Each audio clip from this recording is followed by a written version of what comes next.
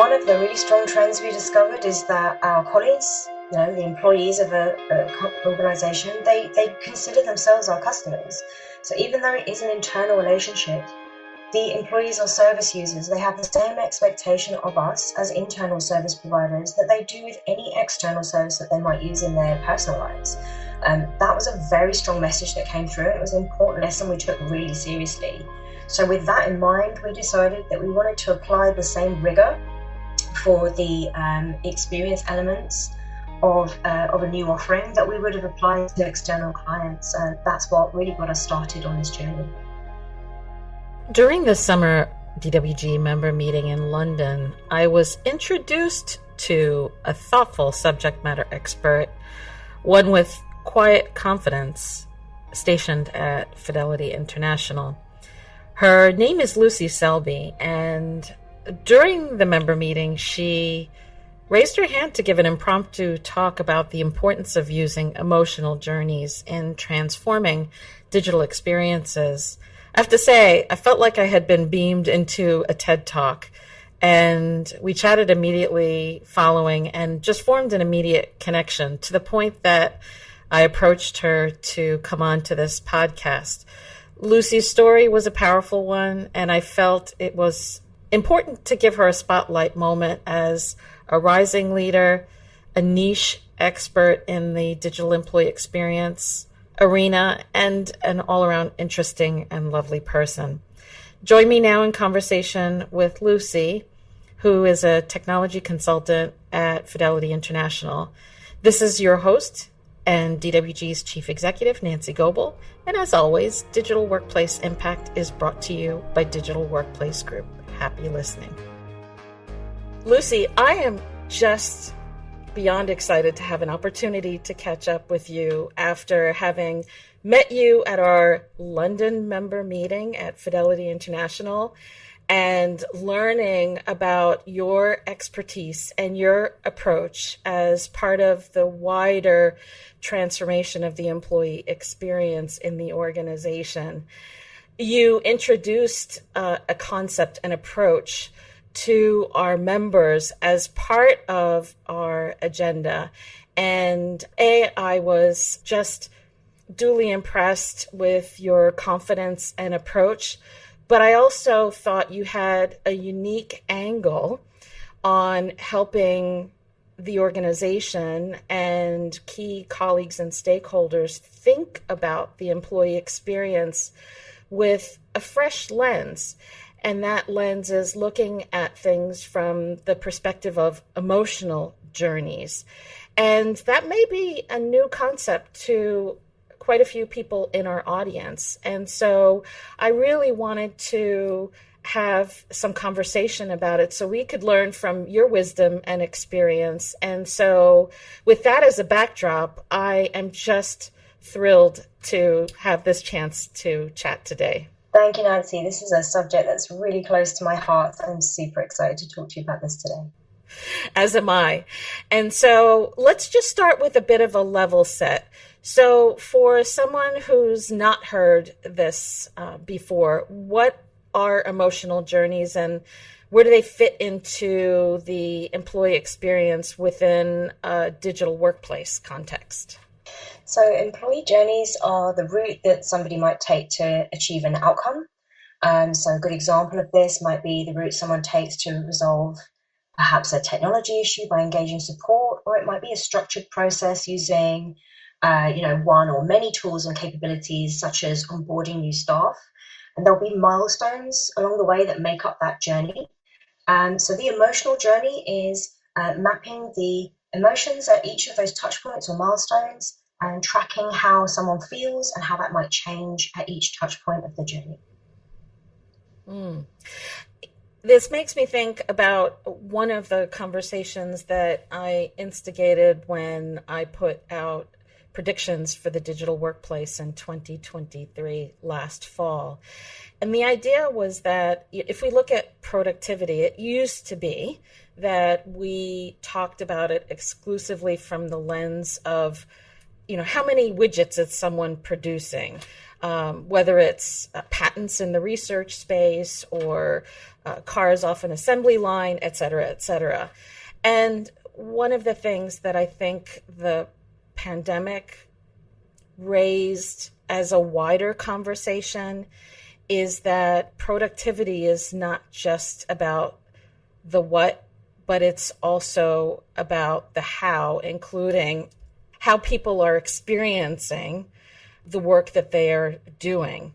And sometimes we see a lot of frustration in that experience, and that carries a lot of emotion, to your point. And we tend to see that in the measurement arena more and more as part of looking at how digital workplaces are performing. But I'm really curious to dig in through this conversation as to how it fits into the employee experience with your help. And I think it would be interesting to know a little bit about how you developed your expertise in this area. Yeah, so actually, I started very early in my career in tech support, which I really feel should be some kind of national service requirement. It really gives you that foundational experience of what it means to provide good customer service. So you have to become very adept at identifying emotions when people are reaching out to technical support. Quite a lot of the time, that might be a vulnerable experience for them, or they might be somebody that finds it hard to ask for help. So you've got to be ready for anything in that role. You have to be prepared to identify any emotion, because anything might turn up at your desk or might come through your phone.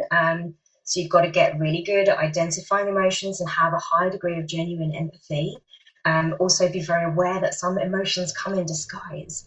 So that was a key learning for me very early on. Later on, I moved into solution design and delivery. So naturally, receiving feedback continuously is an essential part of good design. And I love what you were saying a moment ago about understanding the how, and I'm really interested in understanding the why as well. So I want to go next level on the how, but really get to the root of the why, because I think understanding the why is what really accelerates change in terms of, the outputs and outcomes that you see within the digital experience. If you understand why people are completing certain journeys or undertaking certain journeys or choosing not to, then that kind of data is what really turbocharges your rate of change. And so certainly your career has shown an evolution. And can you put your finger on what specifically inspired you to translate the emotional journeys into optimizing digital workplace experiences in particular? And then maybe you can wrap around that how this approach can benefit employees and organizations at large. Yeah, so the first part of that, we were getting ready to undertake a replatform of an older product. And that felt like a perfect opportunity to pause and take stock. So rather than just doing a lift and shift into a new technology, it seemed like a really important juncture to just pause and check in with our internal customers, find out how they felt about the old offering, and make sure that we were carrying forward the requirements and the wants and needs of our internal customers, and making sure that those are really present in any new offering, so that we could really enhance and show evolution in that digital employee experience. One of the really strong trends we discovered is that our colleagues, the employees of a organization, they consider themselves our customers. So even though it is an internal relationship, the employees or service users, they have the same expectation of us as internal service providers that they do with any external service that they might use in their personal lives. That was a very strong message that came through. It was an important lesson we took really seriously.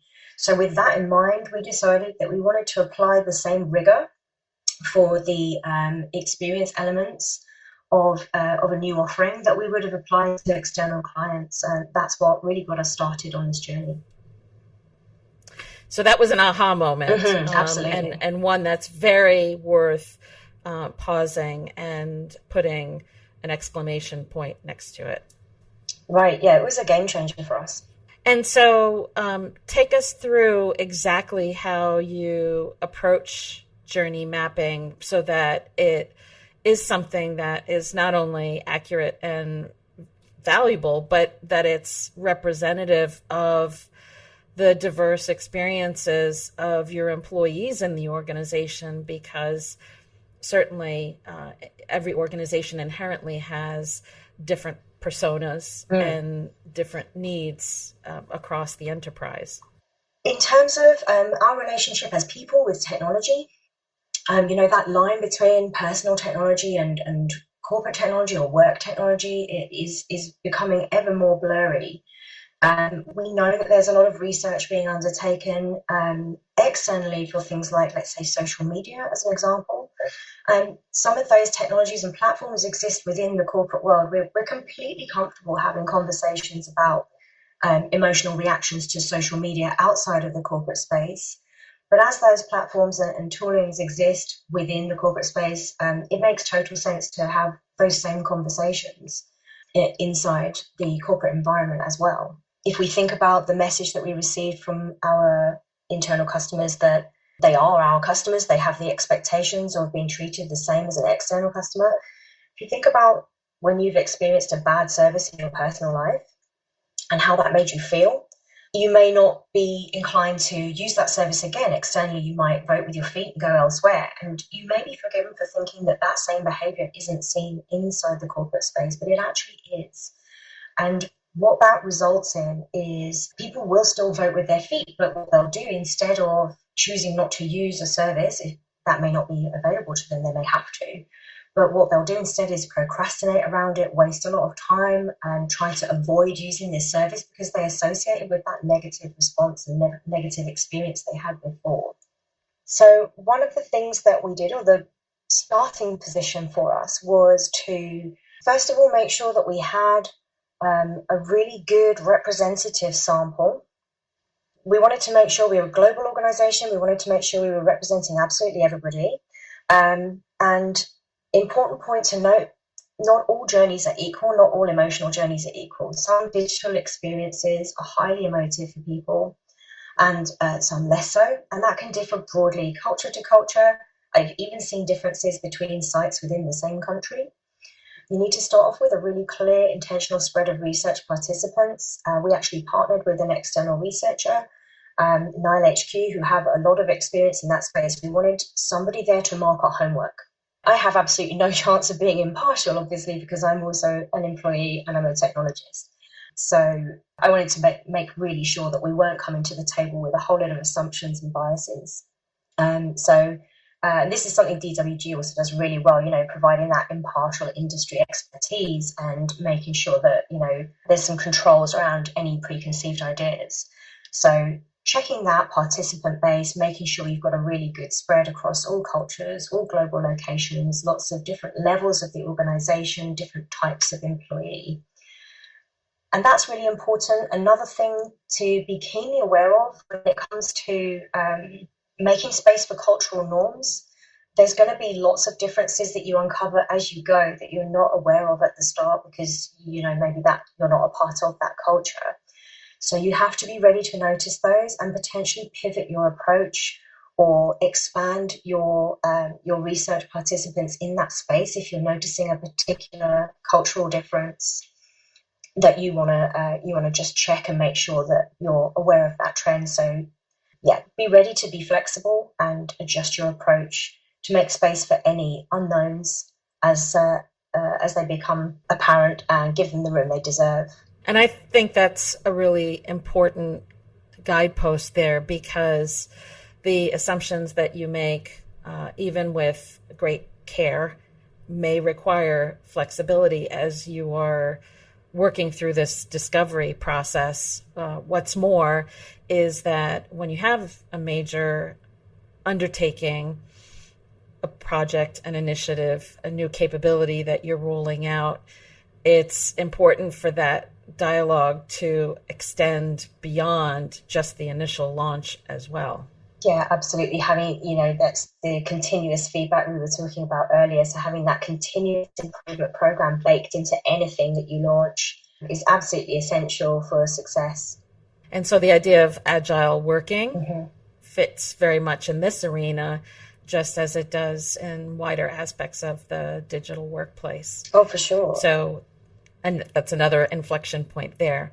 And so let's talk a little bit about how you measure the success of emotional journey mapping. And part of the reason I wanted to highlight this area in particular is that one of the developmental areas that we see quite often within the digital workplace team is the need for telling better impact stories. And behind that, of course, is having clarity of approach in what you're going to measure to track progress and impact. And so tell us a little bit about the measurement approach that you've taken, and perhaps what you advise based on what you've been learning as part of your own journey here. In terms of the methods, we used a chart on which we mapped people's experiences, and we did this in partnership with each participant.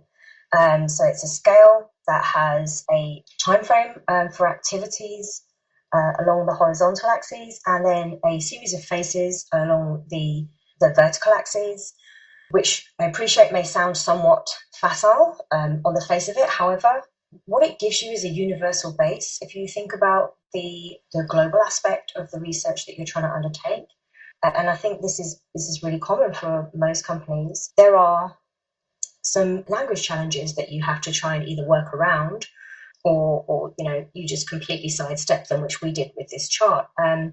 There are plenty of people out there that you want to collect really important information from who don't speak the same language as you. The emotions themselves are universal, but the language describing them isn't. So a perfect example of this is Schadenfreude. It's a great word. And as soon as this is understood, everyone can reach for that emotion. But it takes a sentence to describe that in English. So there's a lot of variations there in describing emotions. But what you can do when you're working with someone, even if you don't have the same language, you can definitely point to a face on a chart that describes accurately the emotion that you felt at that particular touch point in the journey. It gives us a universal foundation to look at these journeys as a data set. It is important to note that these are necessarily broader brushstrokes. And what you're doing with this piece of research is trying to identify trends or to find little pockets of commonality that you want to know more about. I would always counsel anyone to consider it as a starting point rather than a destination or a companion piece alongside other research or other data. Emotional journey data is really, really powerful alongside usage data, for example, because the usage data shows you what people used when they got there, but the emotional journey shows you how they got there. So it actually takes a 2D set of data and turns it into a three-dimensional story. It really brings that kind of information to life.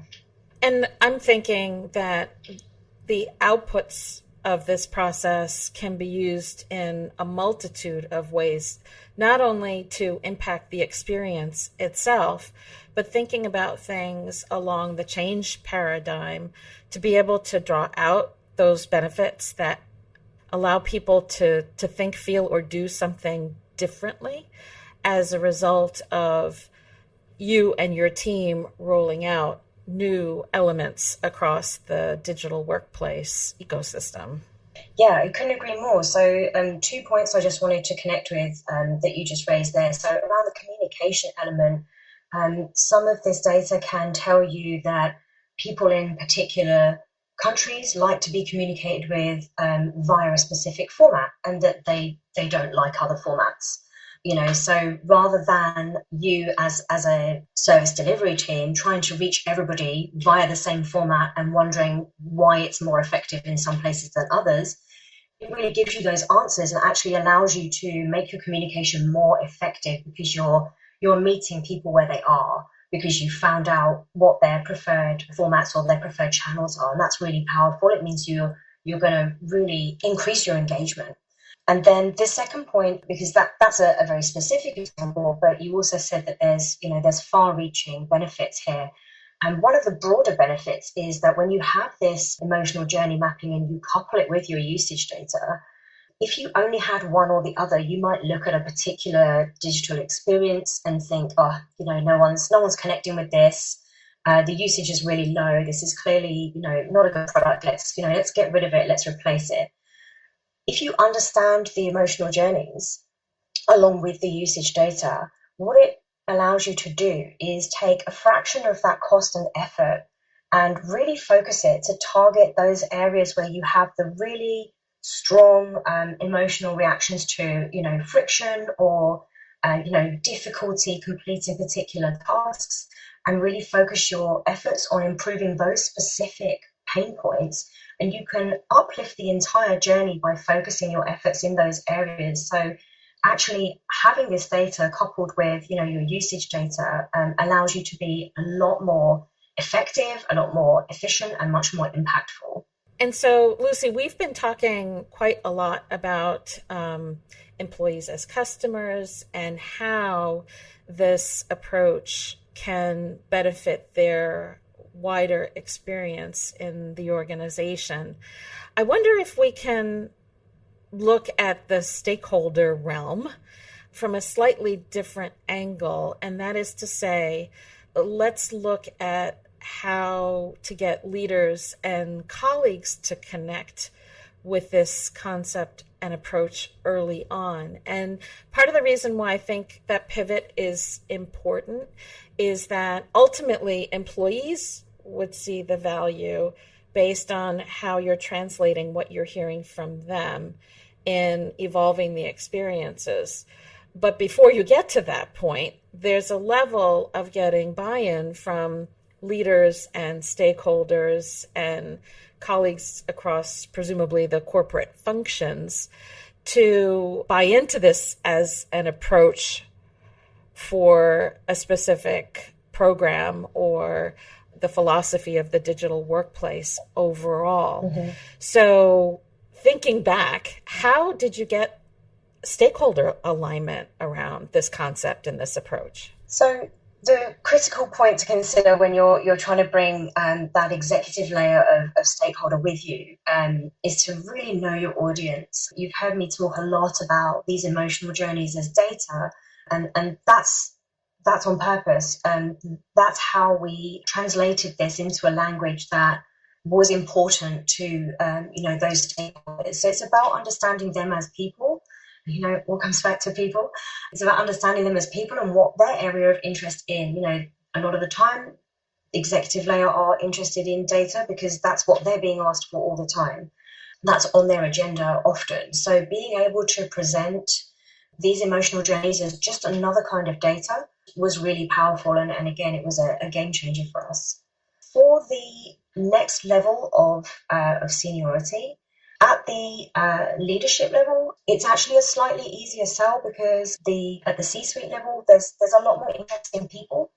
The C-suite are very, very interested in their company as a community. And so actually the emotional journeys, interestingly, hit home really quite well at that level. And so to put things in another way, ultimately decisions about the employee experience are being guided by data and metrics in a world that would otherwise be driven by opinion. Yes, absolutely. Again, I'm just trying to think about all the different layers for us to cover in our time together. How would you advise ensuring that an emotional journey mapping initiative is aligned with the overall business strategy and the goals of the organization? Because I think it's not only important to have that connection with employees as customers, but there is a bigger picture to go along with that, i.e. the business strategy and goals of the organization. For sure. So I actually took a slightly different approach on this one, although, I think aligning with the strategies and goals is really powerful if you have that capability, within your presentation, your stakeholder conversations. That's always really impactful. However, I actually broadened out rather than focusing in on the goals. I was really looking at more of the commonalities that we see across the industry. So we know that community and creating a culture of belonging are really important to, I would say, most, if not all companies. Most companies have cultural values and behaviors that they expect from their employees. And there are many, many studies showing that a strong, inclusive culture drives and improves productivity. I was listening to a Brene Brown audiobook recently where she cited a study in the US where the number one concern or the highest cause of employees feeling vulnerable was worrying about their relevance in the workplace. I can't think of a stronger message that a company can send to its employees other than asking, how do you feel about your employee experience of working for this company? How do you feel about using this digital ecosystem we've created for you? Tell us about your daily life. What is it like? How you feel matters to us. That sends a really significant message of belonging, which ultimately benefits any organization. And that's a very poignant point. We've had quite a few exclamation points that I've noted as we've been talking. I know we're getting closer to the end of our time together, so I have just a final area or two that I was hoping to explore with you. The first of which is that we know that the digital headquarters of the organization is evolving very rapidly, whether it's because of the push around artificial intelligence, the introduction of other new capabilities like the metaverse, which is prompting organizations to think a little differently about learning and how people connect, and a myriad of other trends. How do you see emotional journey mapping evolving in the future? Well, it's definitely currently considered a bit of a fringe area. I do think it's going to become much more prevalent and powerful. I've been looking recently at the trends in leadership, and I think we're starting to see the sunset on leaders of previous generations who, for example, never talk about their home life or insist on emotions being left at the door. I think we're seeing the new age of leadership coming to the fore. For example, I was watching the news this morning, and the CEO of Informatica was on talking about overcoming shyness. We're definitely becoming more comfortable as an industry, being open about ourselves as whole humans. Thinking about the young leaders and entrepreneurs coming through, like Stephen Bartlett, for example, who started up the Diary of a CEO series. The emphasis was on diary rather than CEO, which was so interesting. He's very comfortable with speaking openly about his personal challenges that go along with his work choices, his journey to understanding why he does what he does as an entrepreneur. He's very comfortable showing himself as a human work in progress, which we all are. We know that one of the key accelerators in pushing any kind of cultural or behavioral change is to have someone of influence model that behavior.